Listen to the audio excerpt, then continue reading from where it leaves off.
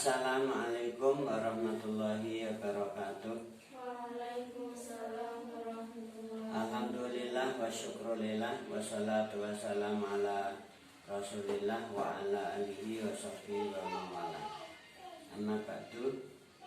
Alhamdulillah kita dapat bertemu kembali, bermuajah kembali dalam majlis taklim, majlis yang penuh berkah ini insya Allah, yaitu majlis kajian nahwu, yang mana pada pertemuan kali ini kita akan mempertajam tentang naat yang terbentuk atau yang dibentuk daripada jumlah. Karena kita tahu pada pertemuan sebelum ini bahwasanya naat itu aslinya dibentuk dari mustaq, sebagaimana yang dijelaskan oleh musannif, wan ad bi mustaqin kasab bin wadarid wa shibihi kada wadi wal mun.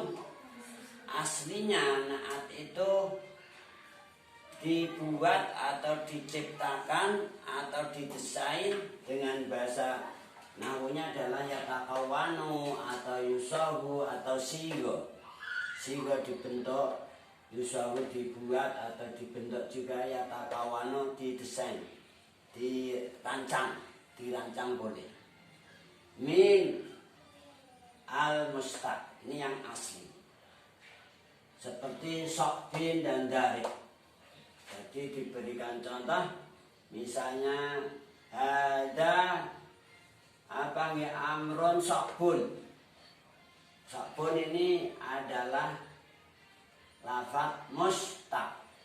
Ada tilmidun daribun. Daribun juga mustaq.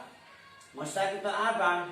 Mustaq meliputi, mustaq kemarin adalah ma'ukhida minal mas, lafaz yang diambil atau didesain, diciptakan dari masdar.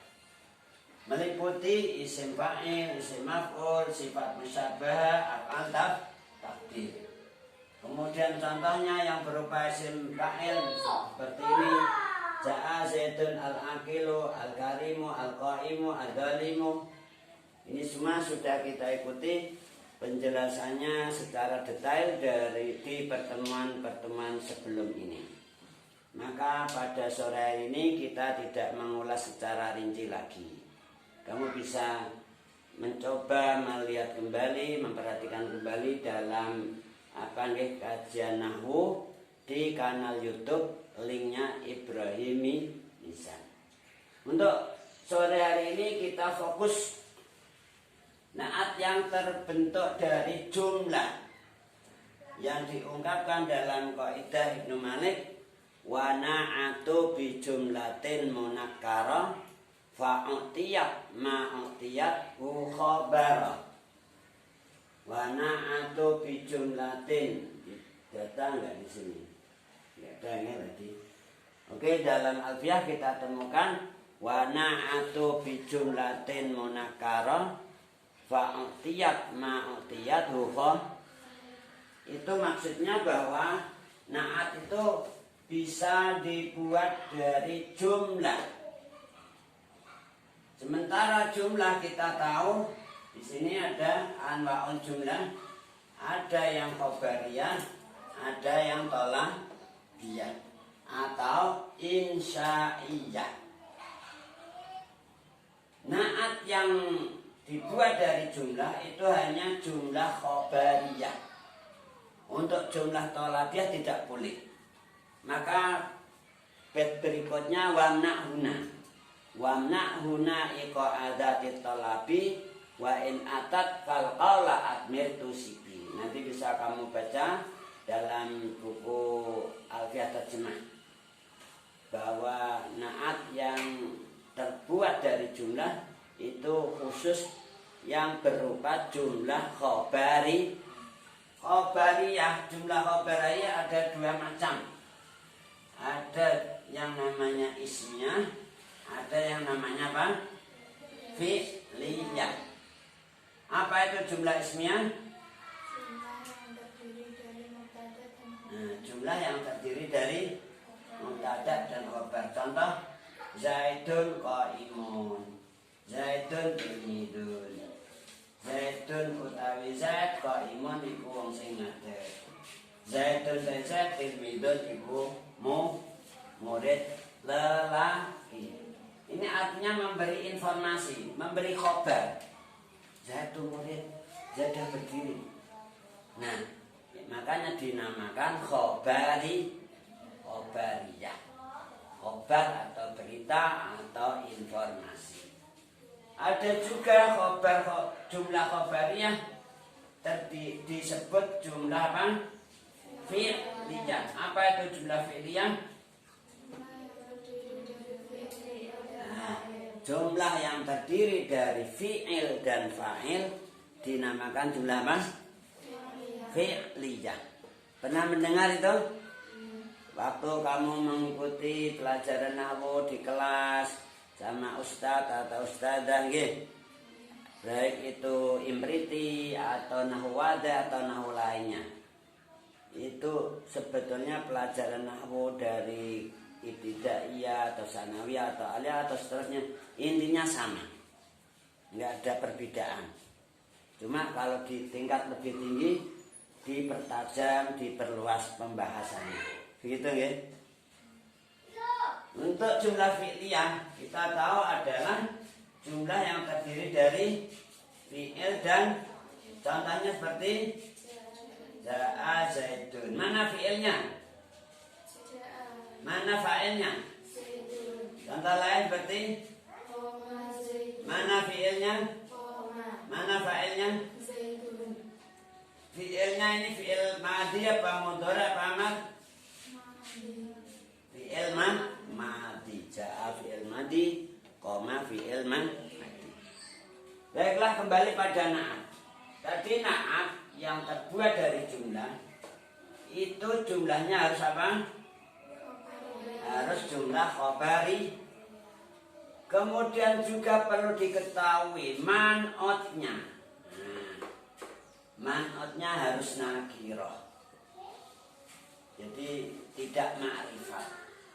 Maka di sini ada kaidah, idza waqa'at al-jumlatu ba'da nakiratin fa hiya sifatun atau na'tun.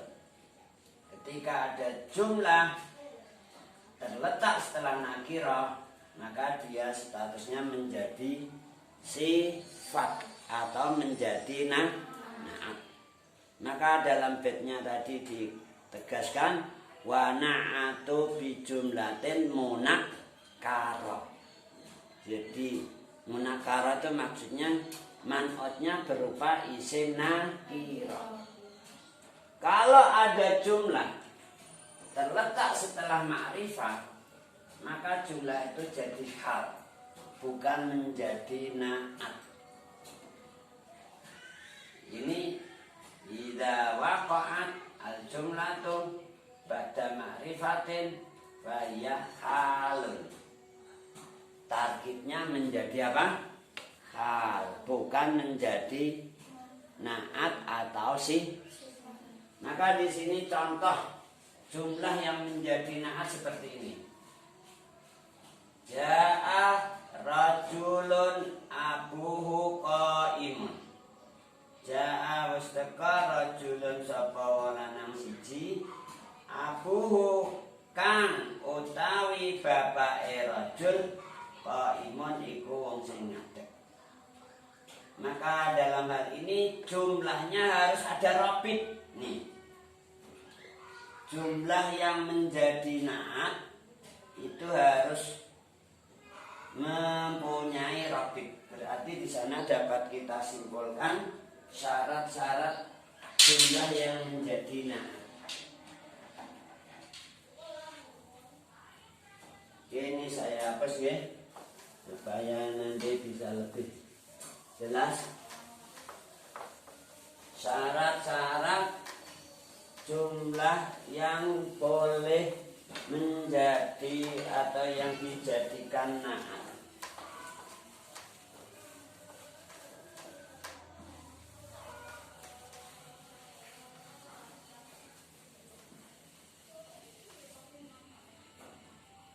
kita harus tahu syarat-syaratnya. Syurutul jumlah. Syurutul Pak Mas.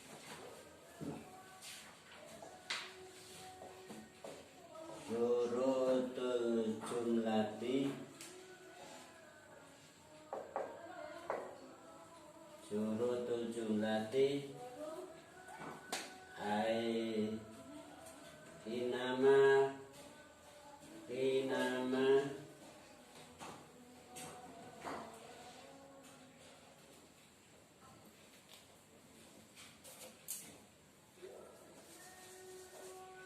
syurutul jumlati inama waqa'at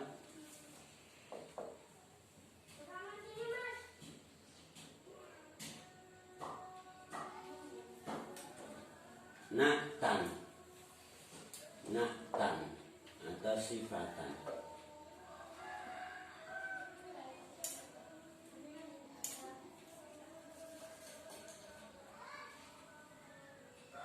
Naktan atau sifatan ya. Syarat-syarat jumlah yang boleh menjadi naat atau menjadi sifat. Atau apa nggih? Man'utnya harus nakirah. Yakunu al-man'ut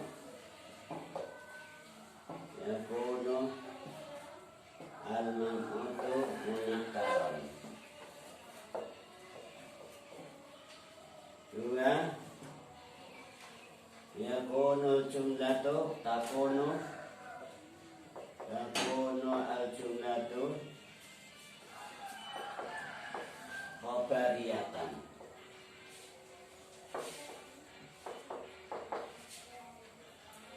Jumlahnya harus berupa khobariyah, baik berupa ismiyah maupun fi'liyah. Khobariyatan. Jadi sawa'un kana ismiyatan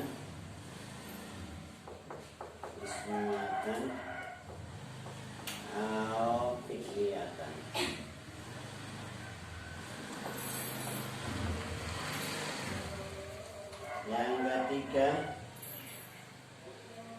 Yang ketiga jumlahnya harus mengandung rabit.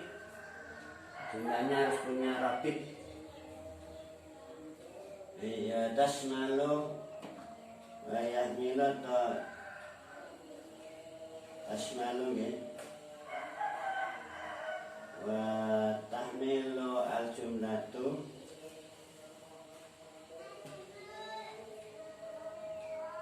wa tasmilu al-jumlatu ala rabitin.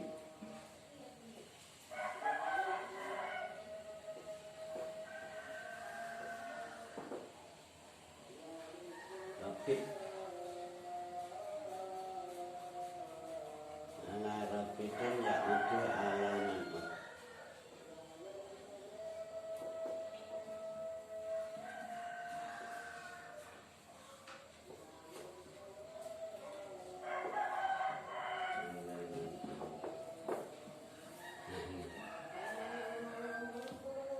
Jadi untuk jumlah yang menjadi naat itu ada beberapa syarat syurutul jumlah yaitu ainama waqa'at naktan atau sifatan.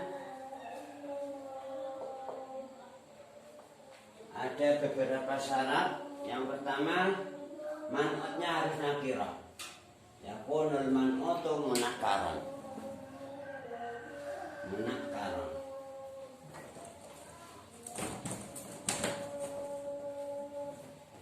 Kemudian jumlahnya takunul jumlatu khabariyatan sawa'un kanat ismiyatan aw fi'liyatan. Jumlahnya harus berupa jumlah khabariyah, baik berupa ismiyah maupun fi'liyah. Yang ketiga, batas malu al jumlatu ala robitin ya'udu alal man'ud. Jumlahnya harus mengandung robit. Robit itu berupa domir atau lainnya, berupa domir yang kembali kepada man'udnya. Batas malu jumlatu ala robitin ya'udu alal man'ud. Sekali lagi supaya lebih jelas dicatat ya.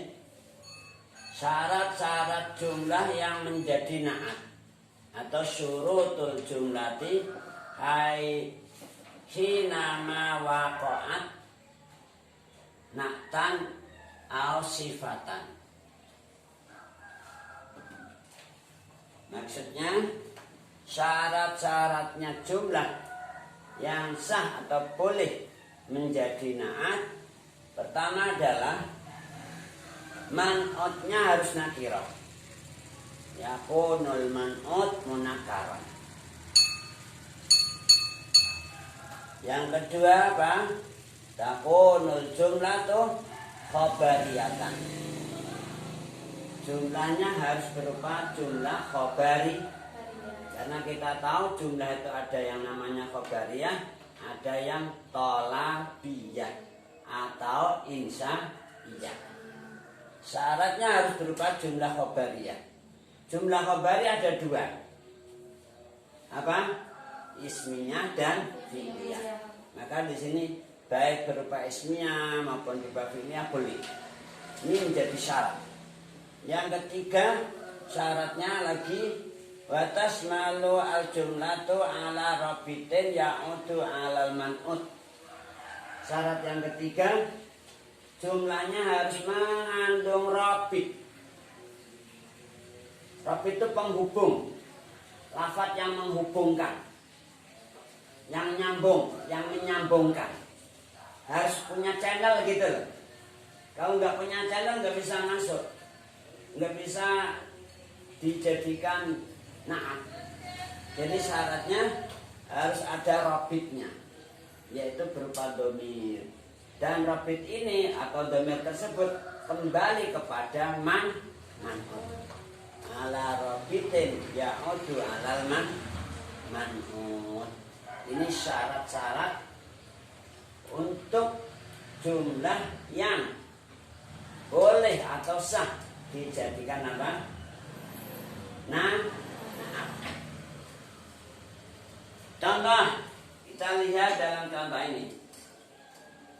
Ja'a rajulun abuhu qaimun. Ja'a wastaka rajulun sapa wong lanang siji abuhu.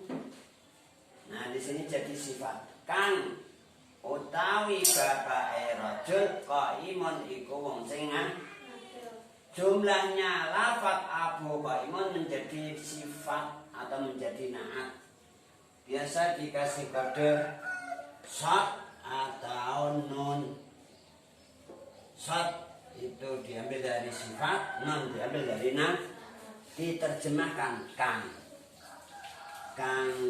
utawi bapake rajul qaimun iku wong sing paham? Di situ lafaz abu qaimun dia adalah jumlah. Jumlah apa? Ismiyah. Jumlah ismiyah. Dia boleh menjadi na'at dengan syarat ini tadi. Syaratnya yang pertama apa? Man'utnya adalah mana na'atnya? Man'utnya? Nah, rajulun ini man'ut. Rajulun adalah isim nakir. Apa itu isim nakirah? Yang mau menerima al-ta'rif atau al-mu'athir. Bisa kamu lihat dalam bab an-nakiratu wal ma'rifat. Jadi isim nakirah adalah isim atau lafaz yang mau menerima al-ta'rif atau al-mu'athir. Diingat tuh. Jadi ada pertanyaan ma huwa nakirah atau madza ta'rifina anin nakirah. Jadi ada pertanyaan madza ta'rifina anin nakirah misalnya.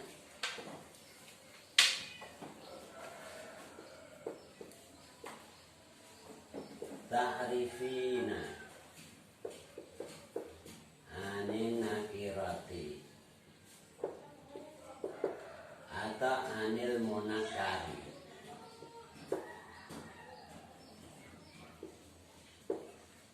Mada ta'rifina anin nakirati, apakah yang Anda tahu tentang isim nakirah? Misalnya ada pertanyaan semacam itu, kamu harus bisa menjawab.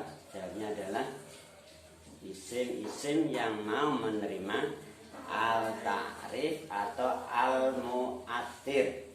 Kama qala Ibnu Malik, nakiratun qabilu al-mu'athira aw waqi'un mauqi'ama qad dukira. Dengan tambahan lagi, atau isim-isim yang menempati tempatnya isim yang mau menerima al-ta'rif. Jadi definisinya dipertegas, yaitu isim yang mau menerima al-ta'rif atau isim-isim yang bisa menempati tempatnya isim yang menerima al-ta'rif.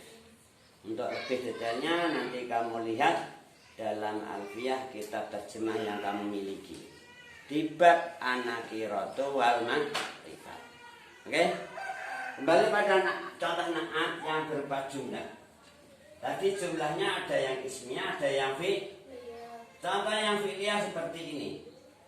Ja'a rajulun qama abuhu. Qama ini fi'il apa? Abu fa'il. Makanya dinamakan jumlah apa? Jumlah fi'liyah. Karena dia terletak setelah nakirah, rajulun ini nakirah, maka jumlah ini statusnya menjadi apa? Na'at. Lagi bahwa na'at boleh dibentuk atau dibuat dari jumlah khobariyah. Tapi tidak semua jumlah boleh dijadikan na'at. Ada syarat. Syaratnya ini. 1. Man'utnya harus nakirah. 2. Jumlahnya harus khobariyah. 3. Jumlahnya harus mengandung rabit yang kembali kepada man'ut. Paham semuanya? Selanjutnya kita lanjut sedikit tentang jumlah yang terletak setelah ma'rifat. Idza waqa'at al-jumlatu ba'da ma'rifatin fa hiya halun. Ketika ada jumlah terletak setelah ma'rifat, maka statusnya bukan menjadi sifat, bukan menjadi na'at, tetapi menjadi hal. Makanya nanti kamu di rumah juga perlu membuka-buka pelajaran tentang hal di dalam bab al-hal. Al-hal wasfun fudlatin. Itu dalam Alfiyah, di sana ada bab hal atau al-hal. Oke? Meskipun kita ini fokusnya mulai dari na'at, tapi tidak boleh menutup mata. Bagian yang awal harus kita pelajari juga, harus kita pahami juga, gitu loh, guys. Termasuk i'rabnya, termasuk macam-macam isimnya, termasuk macam-macam jumlah dan seterusnya. Kembali pada jumlah yang terletak setelah ma'rifat adalah hal. Contoh, ini nahwu. Ja'a Zaidun abuhu qa'imun. Ja'a Zaidun qama abuhu. Sama seperti ini tadi. Ja'a rajulun qama abuhu. Dalam contoh yang rajulun qama abuhu ini, Qama abu menjadi sifat. Sedangkan dalam contoh ja'a Zaidun qama abuhu, qama abu tidak sifat tetapi menjadi hal. Kita beri makna coba. Ja'a wastaka Zaidun sapa Zaid abuhu hale utawi. Nah gitu. Bukan kang utawi. Kenapa? Karena dia terletak setelah lafaz apa nih? Zaidun. Lafaz Zaidun adalah ma'rifat. Ada berapa macam isim ma'rifat? Ada? Ya? 6 apa saja? Isim dhamir, isim isyarah, isim alam, mudhof ilaih. Al-ma'ruf al-mausul. Nah, Zaidun ini termasuk yang mana? Termasuk isim Nah berarti dia ma'rifat. Maka abu qaimun statusnya menjadi hal. Hale utawi. Ja'a Zaidun qama abuhu. Qama abu menjadi hal. Yang menjadi hal bukan komanya tok, tapi gabungan dari koma abu. Demikian juga ini abu qaimun, yang menjadi hal bukan abu tok. Ya semua jumlahnya abu qa. Sampai di situ dapat difahami? Dapat ya? Jadi sekali lagi kita dapat simpulkan bahwa jumlah boleh menjadi sifat dengan syarat tertentu. Jumlahnya harus khobariyah, man'utnya harus nakirah, kemudian jumlahnya harus punya robit yang kembali kepada man'ut. Adapun bila ada jumlah terletak setelah ma'rifat, maka statusnya tidak menjadi sifat, akan tetapi menjadi apa? Hal. Untuk sementara pertemuan kita sore hari ini, insya Allah sampai di situ. Karena waktunya sudah tidak mengizinkan lagi, mari kita tutup dengan hamdalah bersama. Alhamdulillahi rabbil alamin. Tsumma qala wallahu a'lamu bishawab. Wassalamualaikum warahmatullahi wabarakatuh.